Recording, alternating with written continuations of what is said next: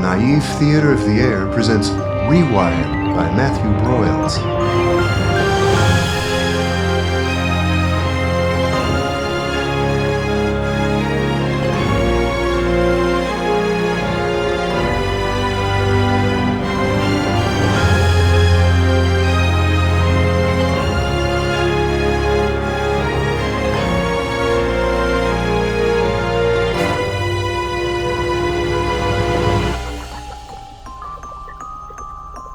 Episode 1, Ghost in the Machine.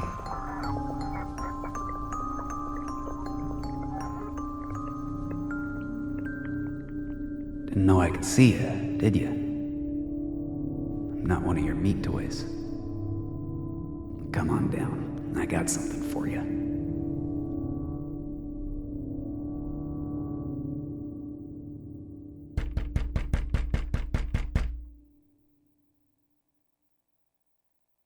Harry Selden woke to the sound of giant robots trying to break down his door.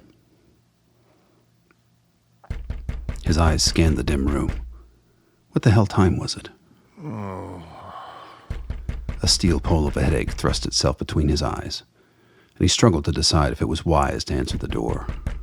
He swung his feet from the rusty but warm bed onto the cold linoleum. Thousands of tiny nerve endings spoke all at once, informing Harry that not one, but both of his arms had gone numb while he slept off his whiskey and sex stem intoxication. Sons of bitches. Who the hell is it? Mr. Selden? He went through all the possibilities. BDF could be. He hadn't paid his fees and probably wouldn't be able to for a while. Still, they would know he was home. Best not to piss them off. Best not to piss them off more. He swung his torso up into a sitting position and hoisted his left leg up onto the nightstand. A toe tapped the talkback switch. Selden here. Sorry to bother you, Mr. Selden, but we just had a few questions. Who are you, BDF? Sir? Oh, thank Lily for that. Okay, so what the hell would anyone besides defense or my landlady want with me at... What time is it? It's, 17 o'clock, sir. Military time. Okay, so... Now I know you're under 20. What the hell do you want, kid? Well, sir, I'm with the disciples of the Vorn. Oh, for the love Wait, of... sir. I'm not here to do any recruiting. You're just here to ask me a few questions? If you have a moment, sir. No. We just want you to know that we're looking out for your soul. When you stand before the Vorn in the final judgment on mankind, will you... Hey! If you're going to stand there and tell me that my family died horrible deaths in the secession just so we could replace one cat shit religion with another one... But of course, worship of the Vorn is based on the seen, not the unseen, right? Sir, I don't... Even though the only evidence of the Vorn is in the stories these botched rewireds tell, which can't be confirmed by any scientific test. And that's not faith? Mr. Selden, I really... What, you didn't expect an argument? All my fucking polite neighbors said their little piece about the known Vorn? No, sir, it's just... It's just what? Theocracy? No shit. But damn it, at least look me in the eye before you talk about removing my free will and putting it in the hands of the magic fairy people. Sir, I think you should... I'm sure you do. But go ahead, tell me. What does your 18-year-old ass know that I don't? You're missing your pants. It wasn't that Harry was surprised. As his rage vented, he had begun to suspect that he had in fact answered the door in the nude. That part didn't actually bother him much. The horror only struck when he realized that he'd left his stim sock on. He reached down, gripped the mechanized latex shaft in its harness beneath his hairy paunch, then shifted everything but his head behind the door. Thank you. And goodbye. Fuck. Fuckity fuck. Shit. Is it Friday night already? Harry had left the window open or he would barely have heard it. Type 3, more memo than alert. Shabbat for the Hasidim.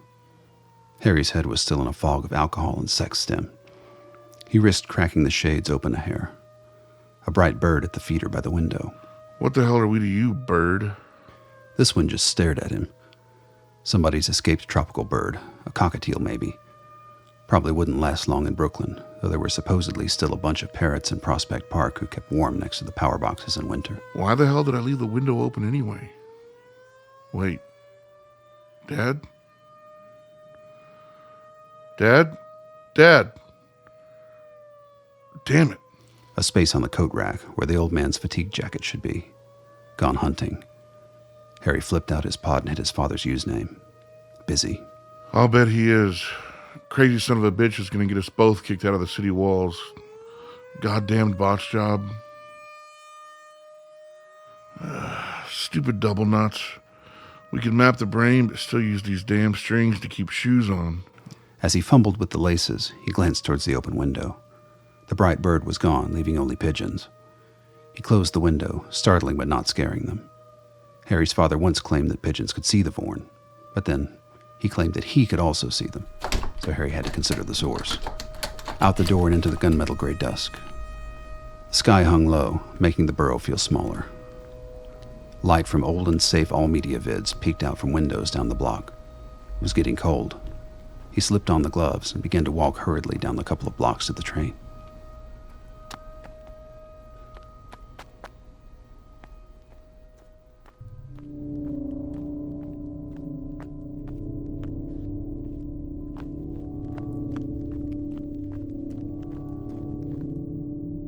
Platform swarming. Stupid meat toys don't even know. They have to know. My old man didn't die for this. Worse than the Wireds.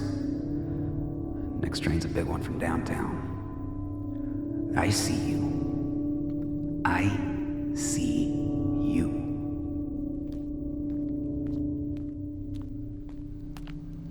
The old-timers said that before secession, Brooklyn's streets seemed narrow, cram-packed with parked cars. Since the wall went up, though, no one could get out of town. Most personal vehicles had long since been dumped into the river or piled up in empty lots around the borough. A bunch of artists made their living working with the scrap. Now pedestrians got a wide lane to walk or bike in, with only the occasional garbage truck or defense vehicle to steer clear of. Kids played kickball in the intersections, and graffitists painted murals on the open concrete. Getting a straight answer about who built the wall was difficult in Harry's experience. It was hard to guess, he thought, since the Wireds wanted Rewireds trapped inside as bad as Brooklyn Rewireds wanted the Wireds to stay out. Harry had hacked comm lines to the other diaspora cities, so he knew it was the same there. So Centla had a wall made of burned-out police cars from their secession. The Salisbury Sanctuary built an outer hinge and kept their scrambler under the ancient one, so the EU Wireds might be less likely to take a shot at it. Harry was barely born when the diaspora began, so he had no memory of the way it used to be. Most people said it was better. It could hardly have been worse.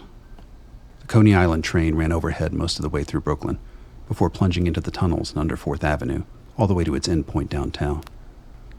It was still above ground in Harry's neighborhood, stopping at the Fort Hamilton Parkway station right over the bodega at 11th Avenue and 45th Street. Harry decided he better pop in. Hola. Hey, Edwino. Good stuff I got you last night, eh? The best stim. Can't keep enough in stock. I should have some by tomorrow, though. Yeah, that did the trick. Listen, you see my dad around? You know your papi and I go way back, Harry. But I can't have him around the shop anymore. He's not good for business. Yeah, I know. I'm sorry. I couldn't believe I actually told him to go shop at Menachem's instead. Sending business down to that pinche cabron. When was that? About an hour ago. He kept staring at my customers like they were monsters. He even looked at me that way. I asked him what was wrong, but it's always the same. Vorn? It's getting worse. In the old days, he only saw them every now and then. Now he says they're everywhere, and he can't stop staring. He had a gun under his jacket. I could tell. Which way did he go? Outside and up the steps to the train station. Fuck.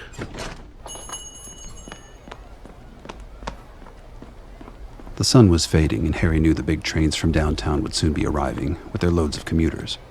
He also knew what his father would see through his feverish eyes. Gray, spindly, black-eyed humanoids, perched on the shoulders of each and every passenger.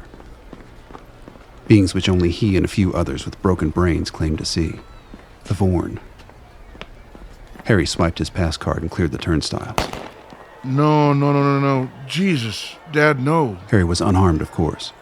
All Brooklyn citizens were required to own a gun, but these were kept in secure lockers in their homes until the BDF opened them remotely in the event of emergency. Where his dad had gotten an unlicensed firearm, Harry didn't know, but that barely mattered now. Dad! Can't make them out one by one. We're gonna be grazing with this thing. But they're scared for sure. Dad! The hosts are running. Get away. They can't drink you anymore. Dad! Harry, what the hell? Get out of here. Dad, point that thing away from me. Damn it, it's right on you. Dad, put down the fucking gun. Harry, goddammit, I know you can't see it, but it's yours. It's coming for both of us. Dad, if you don't put down that gun right now, the motherfucking BDF is gonna blow your motherfucking brains to the back of your motherfucking head. You cat shit crazy old motherfucker. Now put it down. Freeze! I can't. They'll come for me, Harry. They'll come for us all. Put down your weapon or you will be fired upon. Bullshit. He's disarmed. The gun's on the tracks. I knocked it out of his hands. Please don't kill him. He's my father and he's crazy as shit. Please, please, don't kill my dad. Hands on your head. On your knees. Dad, please, they're gonna kill you. They've got you too. They're everywhere, and they're gonna turn us all into them. He flailed as the men forced his arms behind his back and applied the cuffs. His head twisted wildly, straining against an invisible grip. Trapped in some horrific reality all his own, one which Harry knew was now almost certainly inescapable. Harry offered his wrist to the soldiers. It was time to go downtown.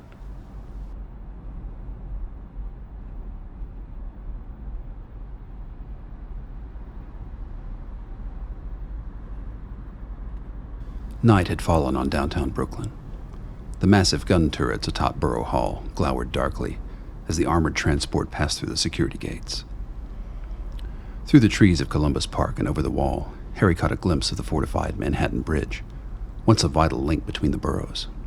Now its helicopter landing pads bristled with artillery. Harry had given up trying to find a comfortable position in the back of the transport. He and his father were cuffed to steel rings at the base of the bench.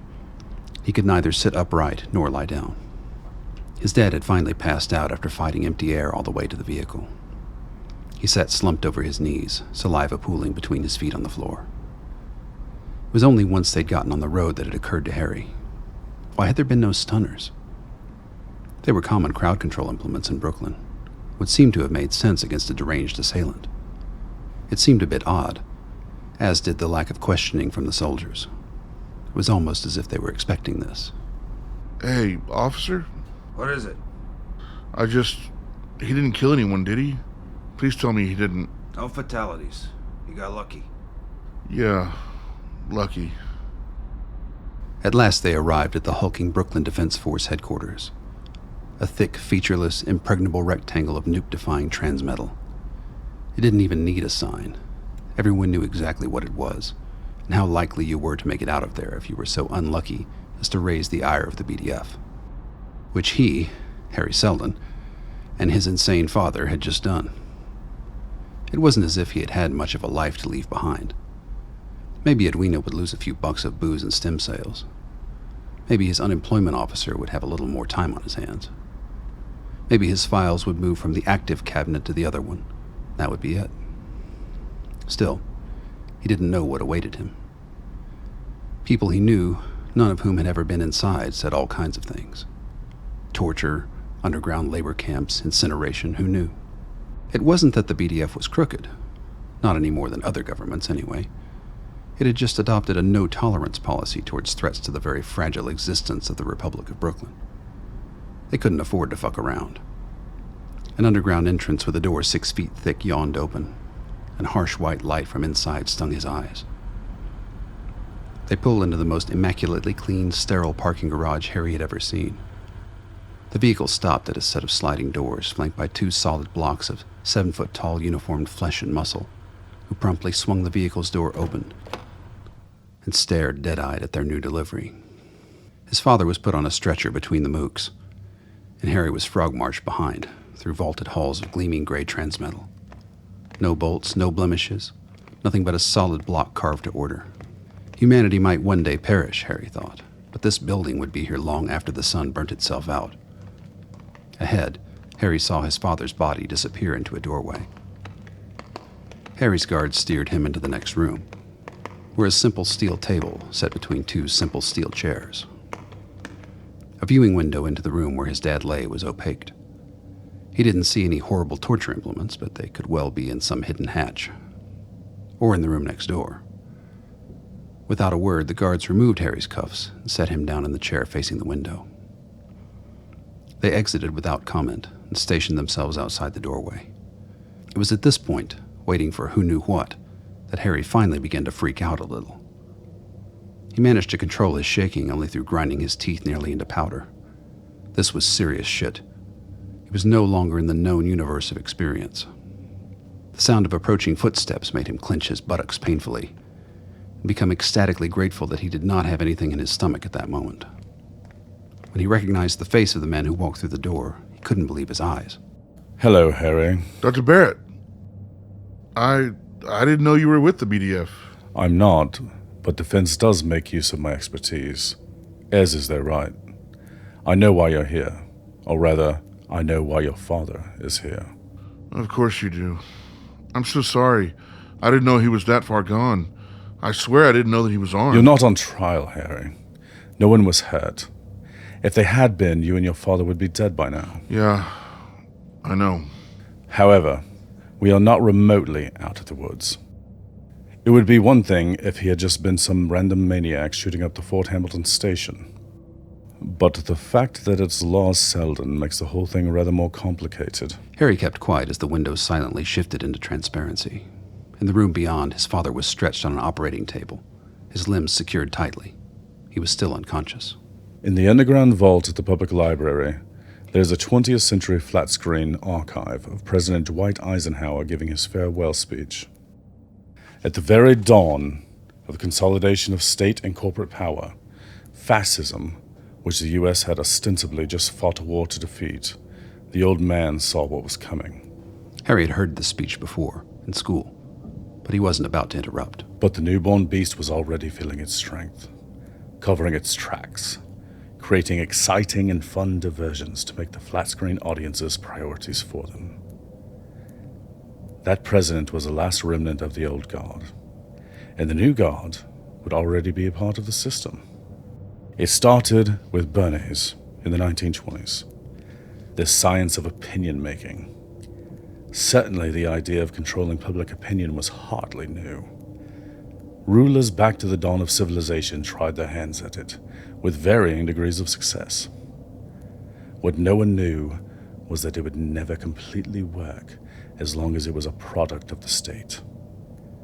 People are by nature at least a little suspicious of those who govern them. True innovation had to originate in the private sector. By the middle of the scientific age, in the 20th century, advertising and public relation firms were busily coming up with ironclad ways to get it done in an objective and quantifiable way. The efforts between political and industrial entities ran concurrently and fed each other's growth. By the mid-21st century, when the difference between public and private blurred to nil-nil in most of the world's nations, their efforts could be concentrated, and were. The triumphant result was live casting, a natural next step in personal entertainment. In over a century, mass media had still failed to get audiences as close to their entertainment as they really wanted. Live casting put you there, via an implant that brought users the world as they wanted to see it. Harry nodded cautiously. He knew all this, but was curious where Barrett was going with it. And of course, what they wanted to see could be controlled, as can any desire, using the principles of opinion-making. The science of psychiatry and neural influence. Get enough people talking about how there's too much bad news on the live cast, suddenly there's a clamor for censorship. Happy news, little brown puppies, and stories of personal inspiration. And for those who want to feel like rebels, a hefty dollop of porno violence, replete with an enticing warning from the Council of Moral Safety and a soundtrack from the latest narco band on the corporate payroll. Of course, there were dissenters in the early days, but the dirty hippies had already become such handy strawmen to pillory those who speak truth to power that they were quickly neutralized. Dissent, of course, is in theory a conscious phenomenon. But the idea of the mind as an independent entity, separate from the mechanical workings of the body, is an old mystical illusion. Thought is tissue meeting electrical synapse meeting tissue. It is an organic process, and a mind can be made to think certain things just as surely as a nerve can be told by the right dosage of aspirin that there is no toothache. Once understood, the mechanics of the brain are identical to those of the rest of the body, albeit more complex. Total psychology was the melding of the physical and the ideological, and before it, the human mind as originally evolved could not stand. Enter rewiring. Indeed, bypassing the arcane loops that humans route their psychology through, making rewires impervious to media control. As it turns out, not something the powers that be were terribly keen on. Everyone in Brooklyn knows the story of Dr. Lilly and his invention. Then you know he was killed in the Texas reclamation. Of course. His death is the biggest holiday of the year for the Wired world. But his lab colleagues escaped, including you. I was lucky enough to be able to bring the technology of rewiring to Brooklyn, under the protection of Hasidim. Thankfully, they were not only technophobic, but also well-connected. They were able to convince most prominent Brooklynites to rewire, making it fashionable across all classes until it became outlawed. Then the war came. Yes, that was regrettable, but inevitable. The corporate state relied on its status quo to maintain a predictable economy, and we were throwing too many variables into the equation. It must have been terrible. It was. Obviously, Brooklyn wasn't completely rewired by that time, so the war was sometimes neighbor against neighbor. We had sufficient numbers to prevail, but only just. And the wall? A mutual condition of the truce. We built our half, Manhattan, Queens, and Staten Island built theirs. And when they were complete, we signed the Non-Contamination Treaty. No one in or out? Except emissaries to and from other rewired enclaves. How many strongholds are there now? A mere handful that we know of. Most have access to the rewired net.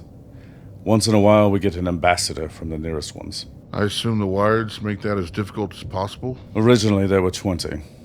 We have regular contact with those who managed to seize the scramblers. And the rest?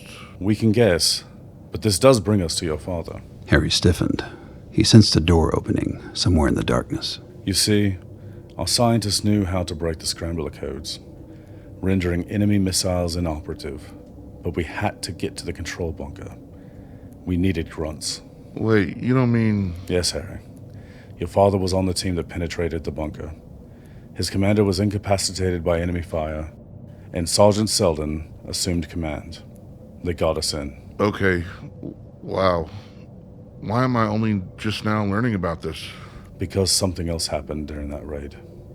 Your father saw his firstborn. Shit. Quite.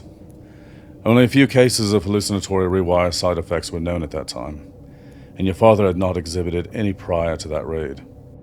But once they were in and had sealed the perimeter, Sergeant Selden shot one of his own men. Damn. He claimed the corporal was possessed of a demon of some sort. His comrades were able to subdue Selden, but they couldn't save the fallen soldier, who was reported killed by enemy fire. Your father was locked up here for a time. I studied his brain and behavior personally, and very intensely.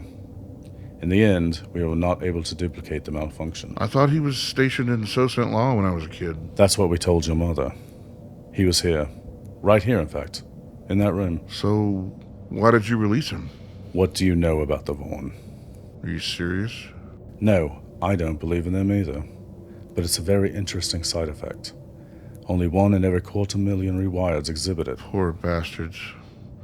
Then they get it reinforced when the disciples anoint them as prophets. That's one of the problems. Among the case studies, there isn't a lot of variation in experience. But we can't tell if that's because of the cultural reinforcements or for some other reason. What other reason could there be? You're not telling me... Purely scientific reasons, Harry. The rewiring procedure is identically carried out on each patient, so there must be a consistent variable in these particular subjects that we haven't accounted for. So why did you let my dad go? It was a one-time occurrence, and I was under considerable pressure from the BDF to set their hero free, so we came to a compromise. Surveillance. Continuously, for the past 28 years, which, of course... means that I've been on camera too. I'm afraid so. But why was there no mention of this hero stuff? All we knew was that he had been a soldier. Again, part of the compromise. We couldn't risk a high-profile citizen exhibiting bizarre rewiring side effects, so we kept him ordinary. He got an early discharge and a modest pension, enough to keep him out of trouble. We advised him to keep quiet about the raid, the better to preserve the illusion for the family of his shooting victim. Corporal Clegg. The one with the statue. The same. He died so that we may live free. A pretty story.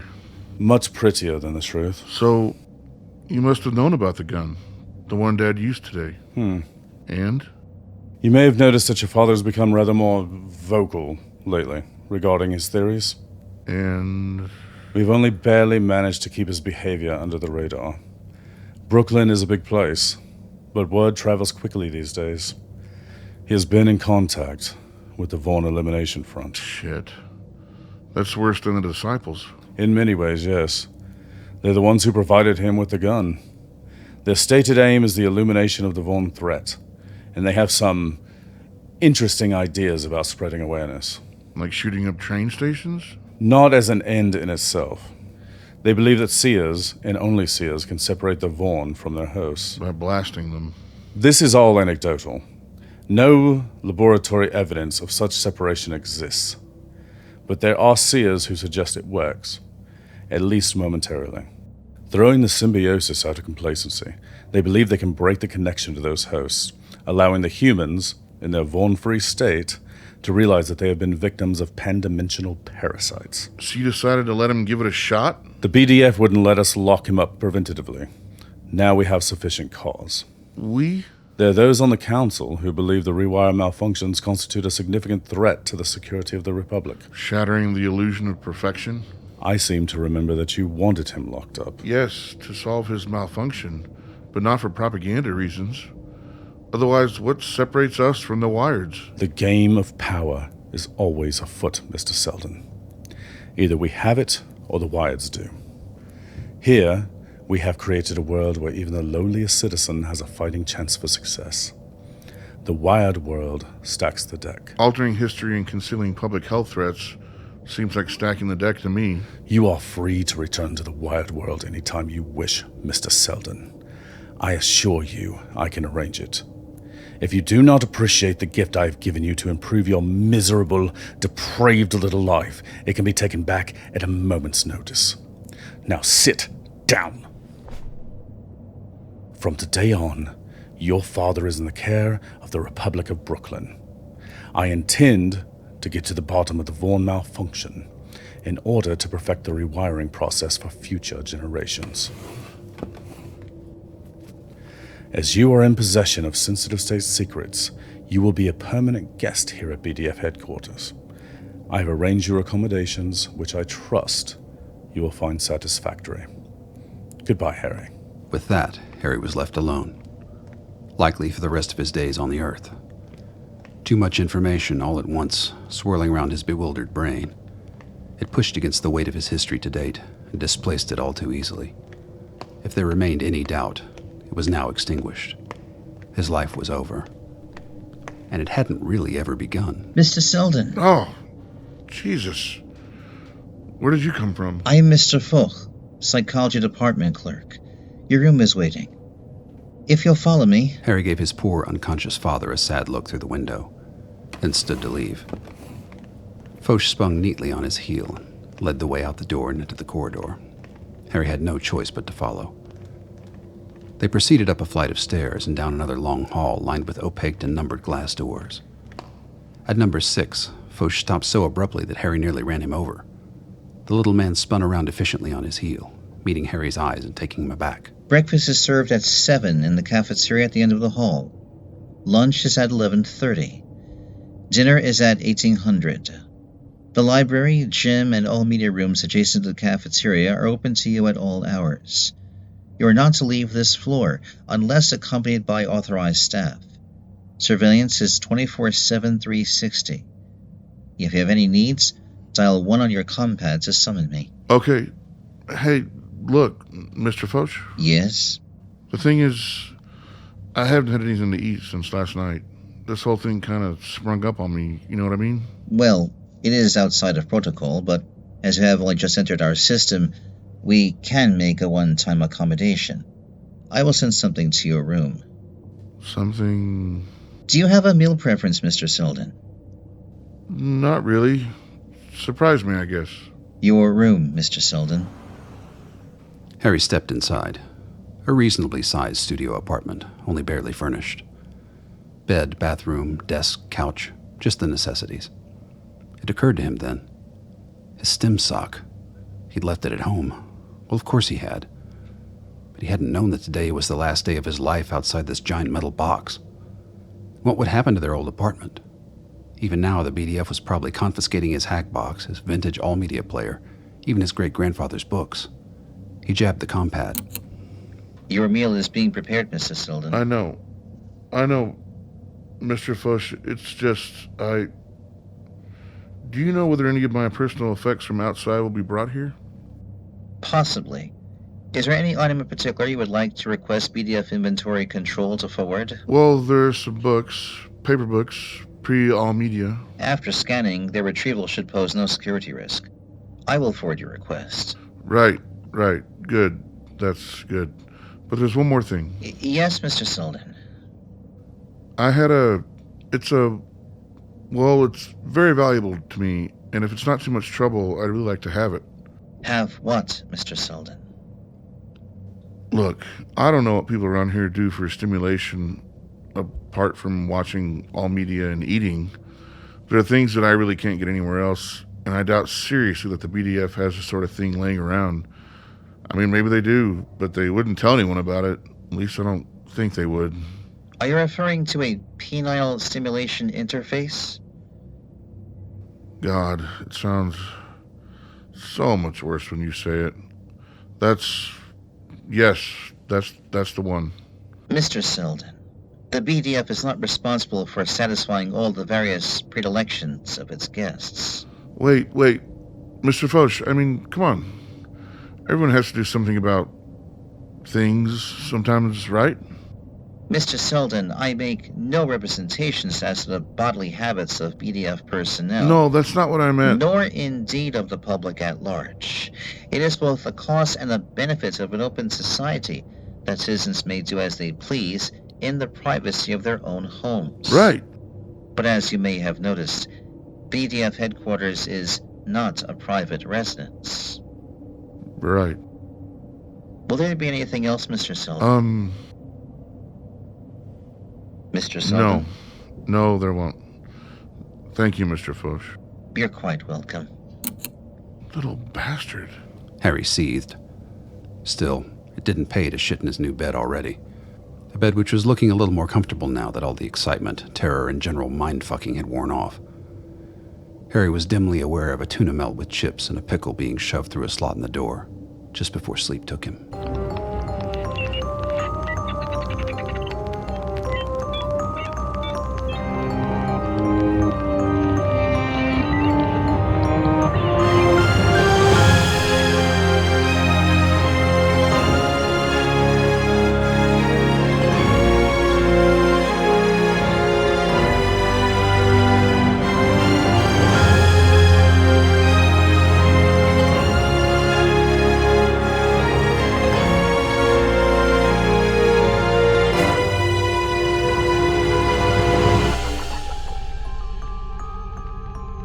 You've been listening to the Naive Theater of the Air performance of Rewired, featuring Reid Perry as Lars, Levi Ray as Harry, Nick Chiaverini as the Disciple, Zero as Edwino, Derek Davis as Dr. James Barrett, and Dan Herman as Eugene Foch. Written and narrated by Matthew Broyles. Theme music by Paul Shapira. I'm Little Jack Melody. Tune in next time for Episode 2, The Fugitive.